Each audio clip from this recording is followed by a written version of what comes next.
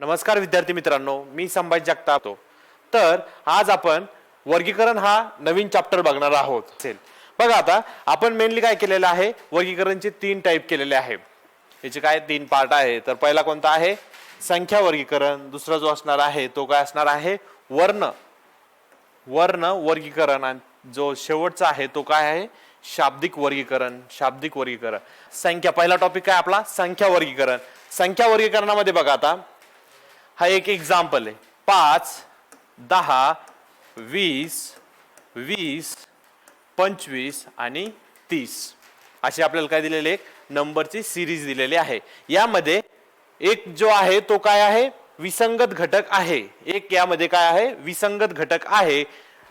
म्हणजेच विसंगत म्हणजे काय, जो इथं नंबर असायला पाहिजे त्याच्या जागेवर काहीतरी दुसरा घटक यामध्ये आहे.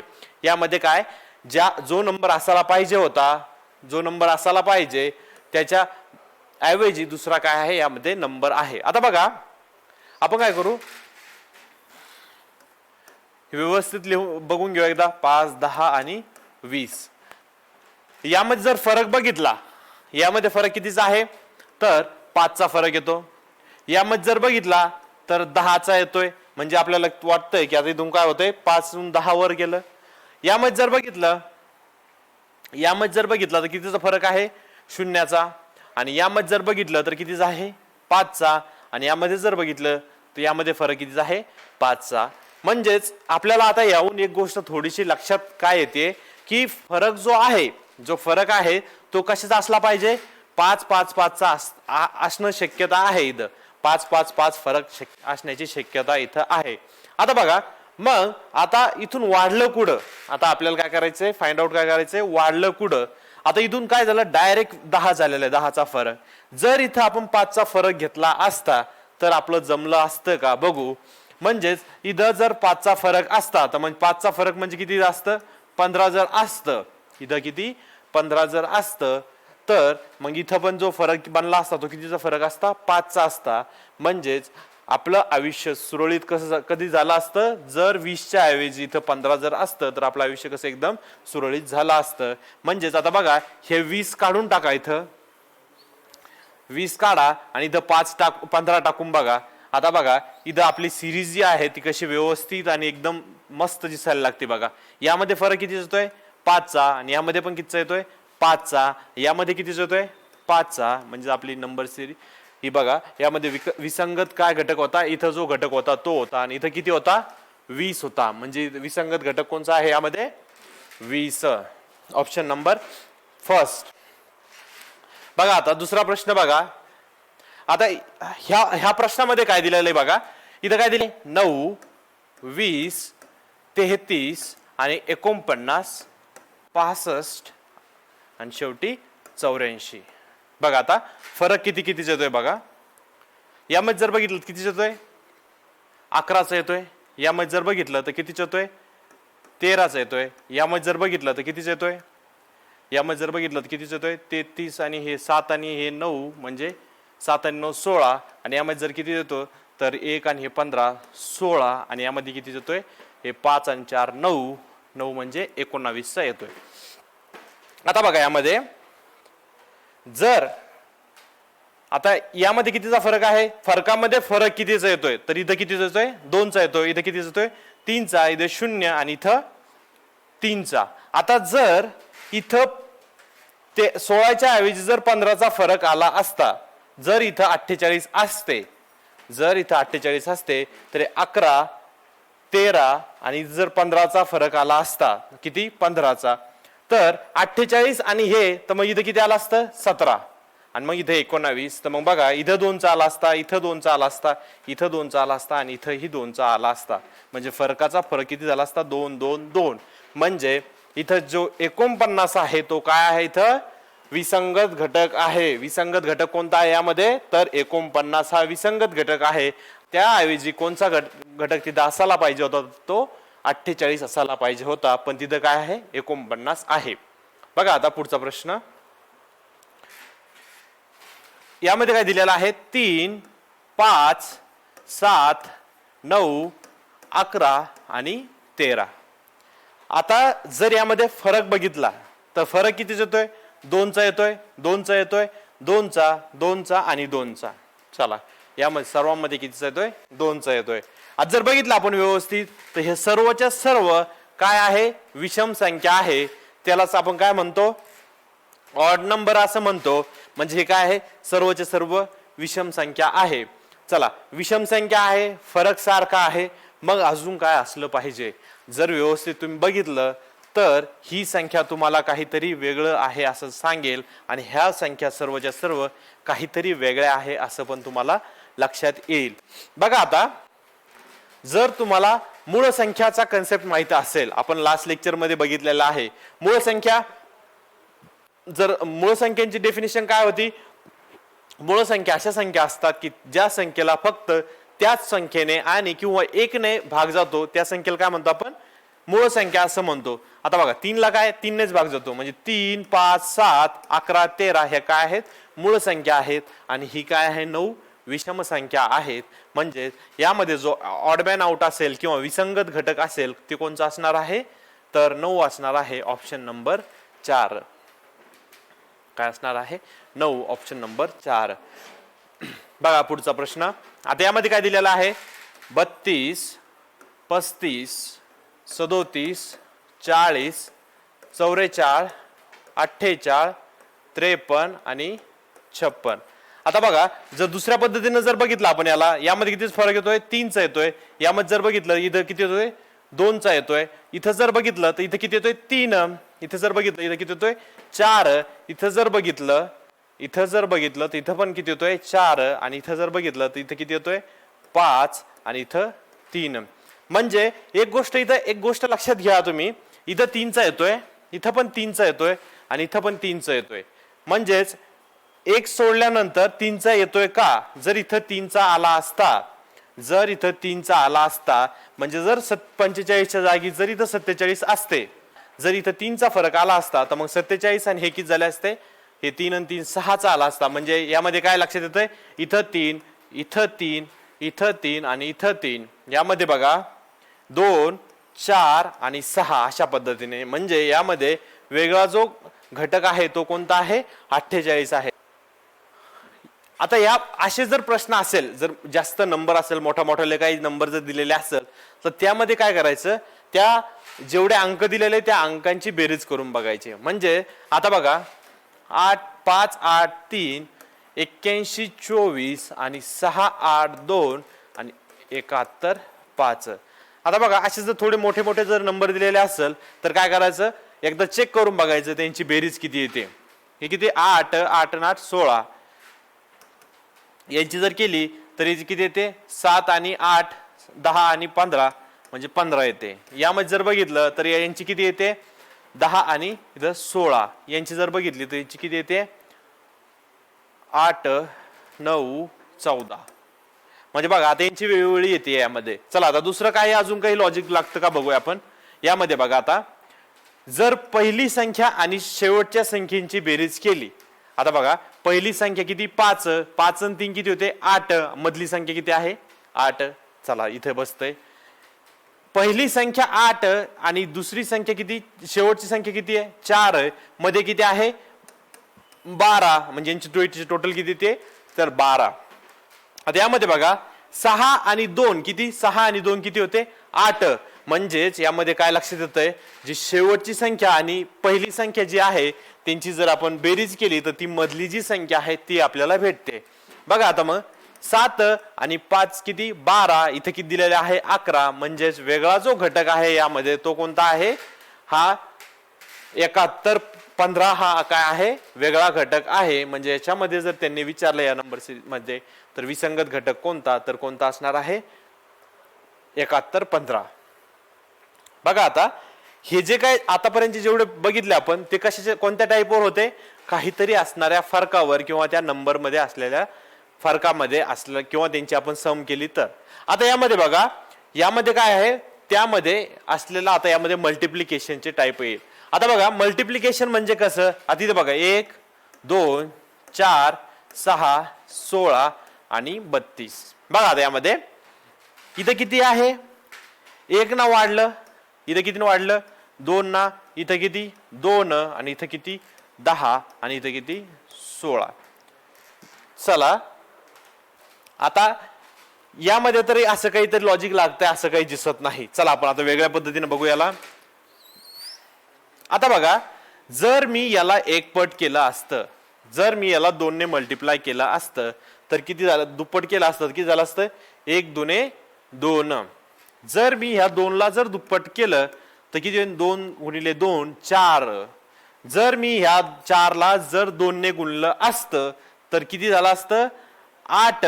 इथं किती आहे 6. बस चला इथं आपण 8 कन्सिडर धरून चलू पुढे. चला जर 8 ला जर 2 ने गुणलं असतं तर 8 2 किती 16 आणि 16 ला जर 2 ने गुणलं असतं तर 32. म्हणजेच यामध्ये जो वेगळा घटक आहे तो काय आहे 7 आहे. आता जर 6च्या ऐवजी जर 8 असते तर काय झालं असतं, ही पूर्णच्या पूर्ण सिरीज एकामेकाच्या दुप्पट आहे आपल्याला असं लक्षात आलं होतं. पण यामध्ये काय होता, हा 6 जो होता तो काय आहे यामध्ये विसंगत घटक आहे किंवा वेगळा घटक आहे. पुढचा प्रश्न बघा.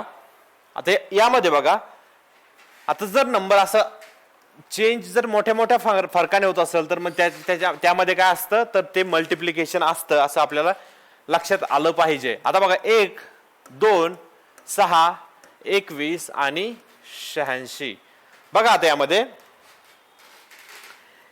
हे कितीचा फरक आहे दुप्पट, हे किती आहे तिप्पट आणि हे किती आहे तर हे काहीतरी कमी होतंय. म्हणजे यामध्ये जर बघितलं तर हे एक्झॅक्ट दुप्पट होतं, यामध्ये तिप्पट होतं. जर इथं 18 असते तर मग हे 4 पट आहे का, हे 4 पट पण नाही. म्हणजे आपलं लॉजिक काही वर्क केलेलं नाही. आता बघा पुढच्या याच्यामध्ये आपण अजून वेगळ्या पद्धतीने बघू. जर समजा मी याला 1 चा वर्ग केला आणि 1 जर यामध्ये जर आपण ऍड केला तर 1 चा वर्ग किती होतो तुम्हाला सर्वांना माहितीच असेल. 1 चा वर्ग किती 1 आणि 1 मध्ये 1 जर आपण टाकला किती होते 2. आता पुढे बघा 2 चा जर वर्ग केला, 2 चा जर वर्ग केला आणि ही संख्या जी 2 आहे ती जर आपण ऍड केली तर किती होते 2 चा वर्ग किती 4. 4 आणि 2 किती तर 6. चला इथपर्यंत आलो. पुढे बघा आता जर 3 चा वर्ग केला, काय 3 चा वर्ग केला आणि त्यामध्ये जर हे 6 ऍड केले तर इथं किती येते 9 आणि 6 म्हणजे किती होते 15. आता बघा म्हणजेच इथं हे पण लॉजिक काम करत नाही. इथं काय हे पण लॉजिक काम करत नाही. तर बघा आता अजून कोणतं लॉजिक काम करतं आपण हे बघूया. आता जर समजा मी याला 1 ने गुणलं आणि 1 यामध्ये जर आपण ऍड केला तर किती होतं 1 1 1 आणि हा 1 किती 2 होईल. बरोबर इथपर्यंत हा सोबत. आता बघा यामध्ये बघा बे 1 बे 2 4 याला जर 2 ने गुणलं आणि 2 जर आपण ऍड केले, 2 ने गुणलं आणि जर 2 ऍड केले तर किती येते 6. इथपर्यंत आहात तुम्ही सोबत. बघा आता 2 ने गुणलं आणि 2 ने आपण यामध्ये ऍड केलेले आहे.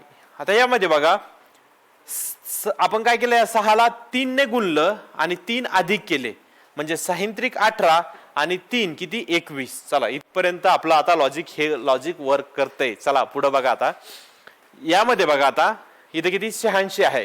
आता जर याला मी इथं किती ना 1 ना 2 ना 3 ना इथं जर 4 न केलं आणि आपण इथं किती ऍड केलेलं आहे 1 2 3 आणि इथं किती 4 अशा प्रकारे. आता बघा मग जर 21 चौक किती 21 चौक 84 आणि 84 मध्ये जर 4 ऍड केले तर किती 88. मग इथे किती आहे 86. म्हणजेच इथं ऑड मॅन आउट काय असणार आहे हे 86 असणार आहे. किंवा विसंगत घटक कोणता आहे तर चौथा ऑप्शन 86 असणार आहे.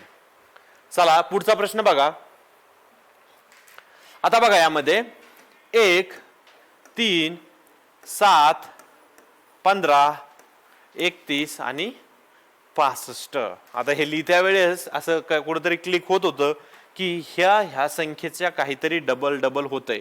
बघा कसं होतंय 1 ला जर 2 ने गुणलं तर किती होतंय आणि 2 होते आणि त्यामध्ये जर आपण 1 अधिक केला तर किती होते 3. 3 ला जर 2 ने गुणलं, 3 ला जर आपण 2 ने गुणलं तर 3 2 6 आणि 1 जर अधिक केला तर 7. 7 ला जर 2 ने गुणलं तर 7 2 14 आणि 1 15. जर याला 15 ला जर 2 ने गुणलं आणि त्यामध्ये जर 1 अधिक केला तर ते किती होतं 31 होतं. आता अशाच प्रकारे 31 ला जर 2 ने गुणलं आणि त्यामध्ये 1 ऍड केला तर 31 दुने किती, 31 दुने 62 आणि 1 किती होतो 63 आणि इथे किती दिलेला आहे 65. म्हणजेच ऑड मॅन आउट काय असणार आहे किंवा विसंगत घटक कोणता असणार आहे तर 65 असणार आहे. इथं किती असायला पाहिजे होतं असं विचारलं तर इथं किती असायला पाहिजे होतं तर इथं 63 असायला पाहिजे होतं. पण इथं किती दिलेलं आहे त्यांनी दिलेलं किती आहे तर 63 दिलेलं आहे. पुढचा प्रश्न बघा. यामध्ये बघा आता काय काय दिलेलं आहे 5, 13, 29, 63, 125. बघा आता याकडे तुम्ही जर व्यवस्थित बघितलं तर याला काय केलेलं आहे यांनी जर 2 न गुणलं आणि त्यामध्ये जर 3 जर आपण अधिक केले तर किती होते 5 2 10, 5 2 10 आणि 3 किती 13 बरोबर 13 आले.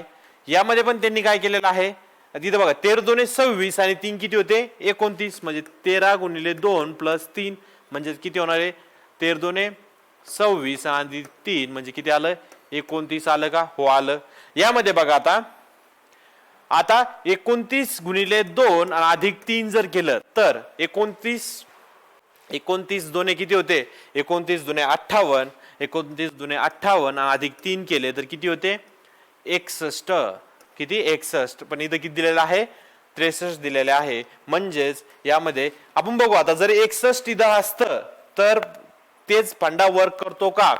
जर 61 असतं आणि 61 ला जर 2 ने गुणलं असतं आणि त्यामध्ये जर 3 ऍड केले म्हणजे 61 आणि 61 60 60 120 आणि ते वरचा एक किती 2 म्हणजे 100 काय 122 आणि अधिक 3 केले तर किती होतं 125 येते. म्हणजे जर 63च्या ऐवजी जर 61 असतं तर ही सिरीज एकदम व्यवस्थित आणि एकदम सुरळीत आपली चालली असती. पण त्यांनी इथं काय केलं त्याऐवजी काय दिलं 61च्या ऐवजी 63 दिलेलं आहे. चला आता पुढचा प्रश्न बघा. यामध्ये बघा 6, 14, 30, 64 आणि 126. आता जर बघितलं यामध्ये 6 आणि यामध्ये फरक किती येतोय यामध्ये फरक किती येतोय तर 8चा फरक येतोय. यामध्ये जर बघितलं तर कितीचा फरक येतोय तर 16चा येतो.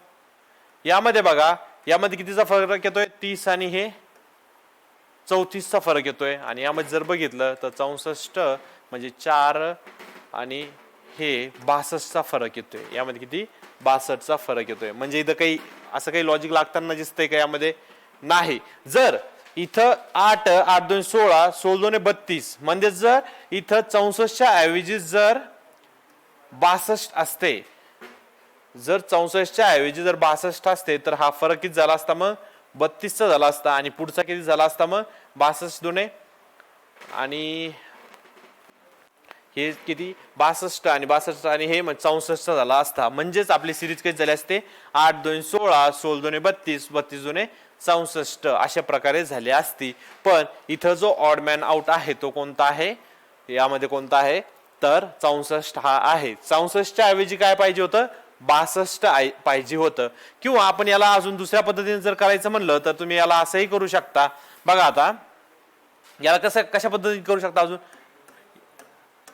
30 64 आणि 126. आता तो फरकाच्या याने बघितला आपण त्या पद्धतीने किती आलतं तर 126 आलतं सॉरी 64 आलतं. आता यामध्ये बघा जर याला आपण 2 ने गुणलं आणि 2 अधिक केले तर किती होते 6 2 12 आणि 2 14. 14 ला जर 2 ने गुणलं 14 2 28 सॉरी 14 2 28 आणि 2 किती 14 2 28 आणि हे किती 2 किती होईल 30.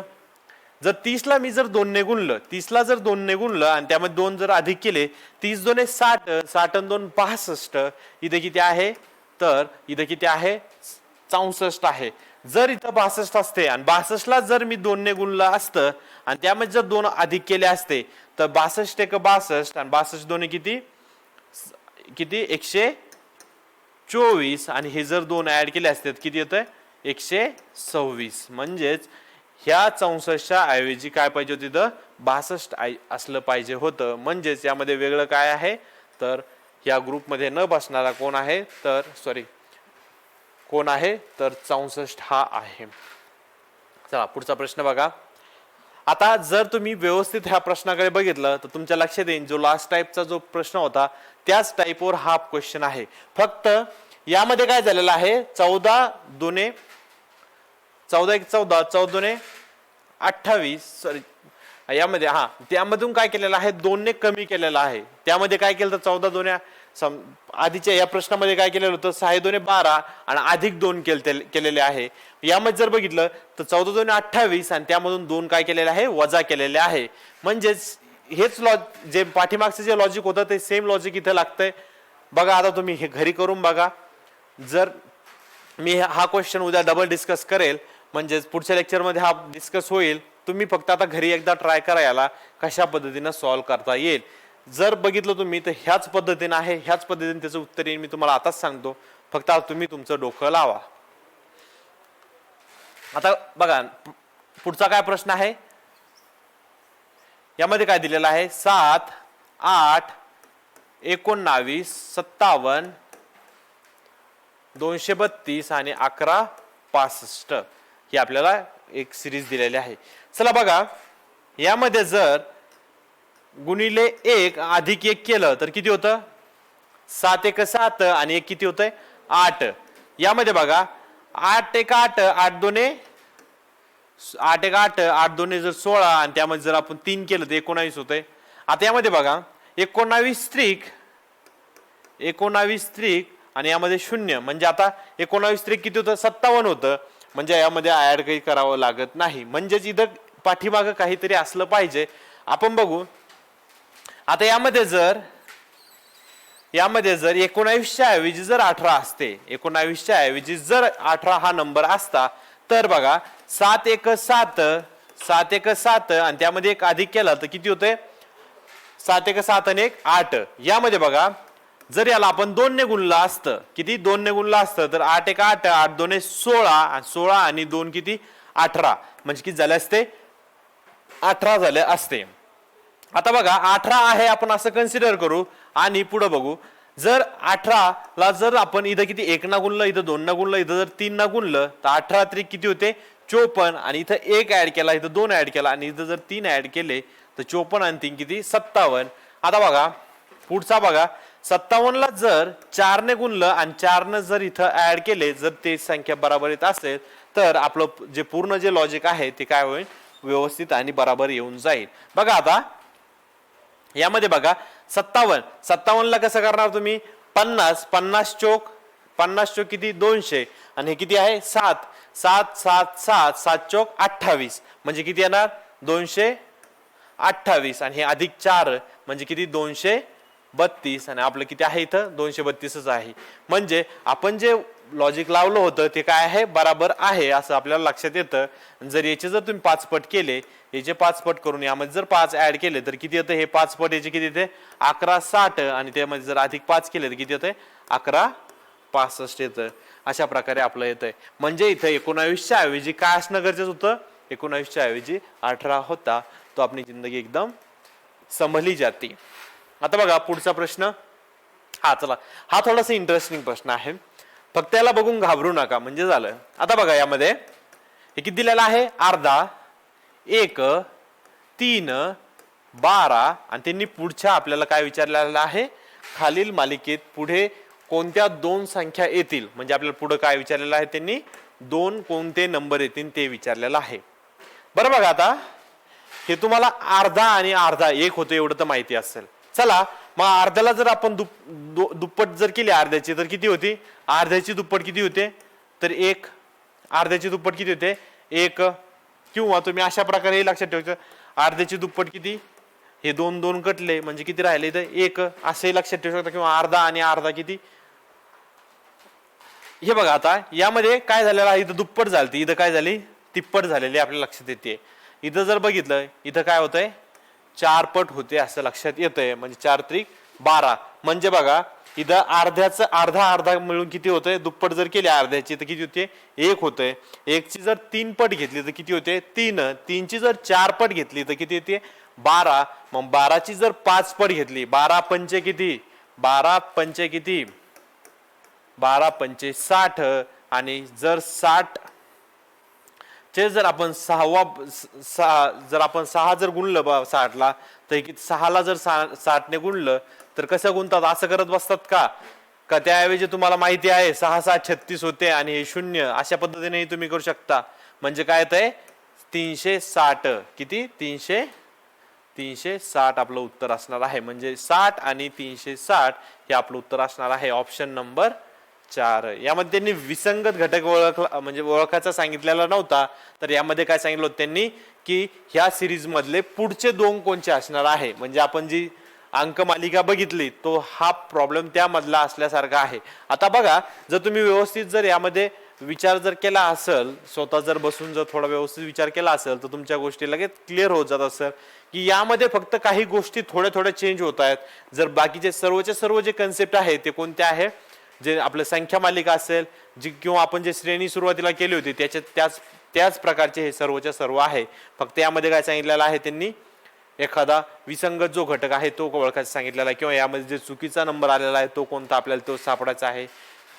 यामध्ये आपल्याला ते बघायचं. आपण समान संबंध पाहिला होता, त्यामध्ये पण काय होता, एक दुसऱ्यासोबत रिलेट करतो, दुसरा काहीतरी जे पहिल्याचं जे यांच्यासोबत जे रिलेशन आहे ते दुसऱ्याचं तिसऱ्याचं चौथ्यासोबत असणं गरजेचं होतं. त्याच पद्धतीने होतंय. म्हणजे जर तुम्ही बघितलं व्यवस्थित तर कन्सेप्ट एकच आहे. मालिका एक, सर्व मालिकामध्येच येतंय, हे सर्व मालिकाचाच प्रकार आहे. फक्त यामध्ये काय आहे तर मालिकेचे वेगवेगळे प्रकार आहे. मग तो कोणता आहे आपला, तर वर्गीकरण जर बघितलं तर वर्गीकरण काय करतं, यामधला जो विसंगत कोणता घटक आहे आपल्याला यामध्ये बघावं लागतं.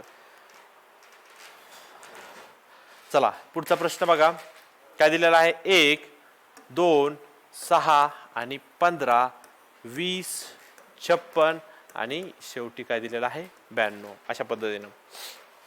आता बघा यामध्ये जर बघितलं तर काय होतंय, एकचा जर वर्ग केला आणि एक जर आपण यामध्ये ऍड केलं, एकचा वर्ग आणि एक जर इथं ऍड केला तर किती येतंय 2. आता बघा 2चा वर्ग अधिक हा जो 2 आहे तो जर ठेवला तर किती 2चा वर्ग आणि 2 किती, 2चा वर्ग 4 आणि 2 किती 6, म्हणजे 4 आणि 2 6. आता बघा 3चा वर्ग आणि ही संख्या लास्टची जी संख्या ती 3चा वर्ग किती, तर 9 9 आणि 6, 9 आणि 6 किती होते, 9 आणि 6 15.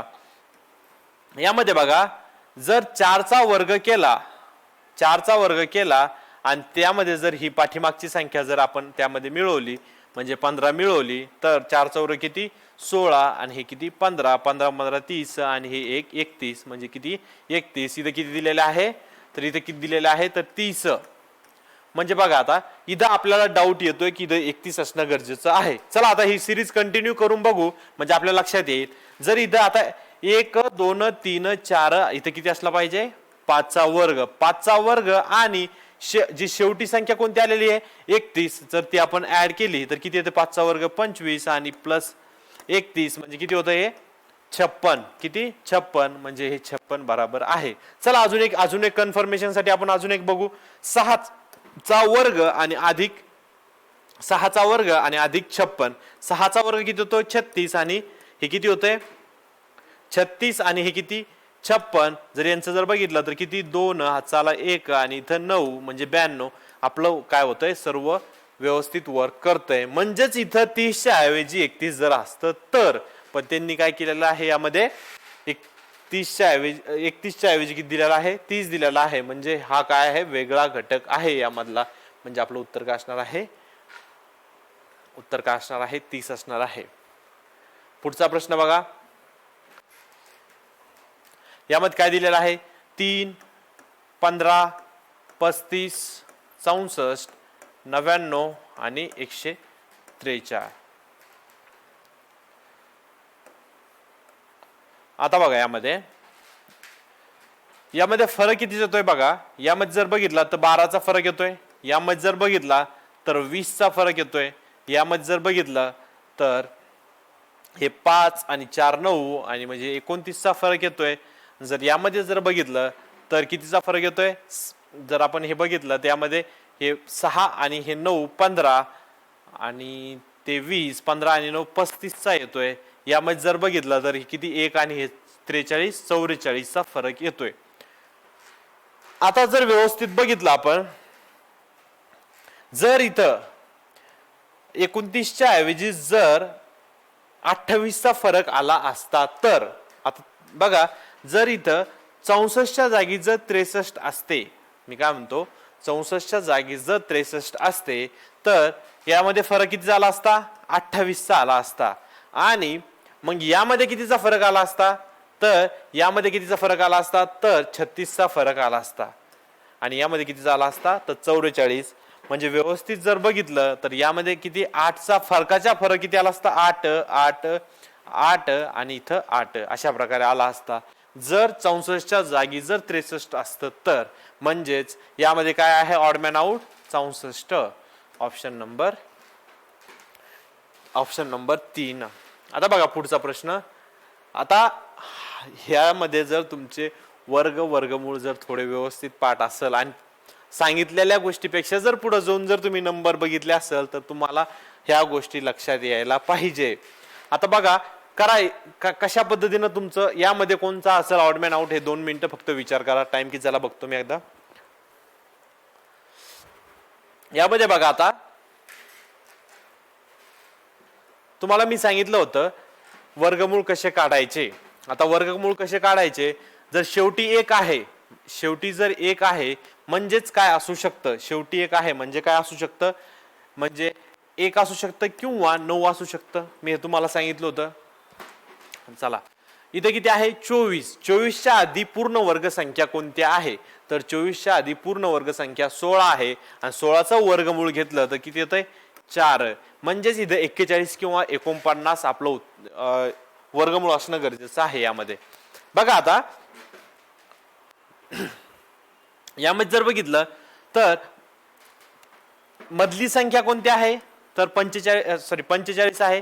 45चा वर्ग किती येतो आपल्याला माहिती आहे, 5चा वर्ग 25 आणि 4च्या पुढची संख्या कोणती आहे, 4च्या पुढची संख्या 5. 5 चोक 20 म्हणजे किती असलं पाहिजे, 5 चोक 20. आता बघा हे 20 25 मोठा आहे की 24 01 मोठा आहे, हे बघा. जर 24, आता हे पॉईंट सध्या विसरून जा.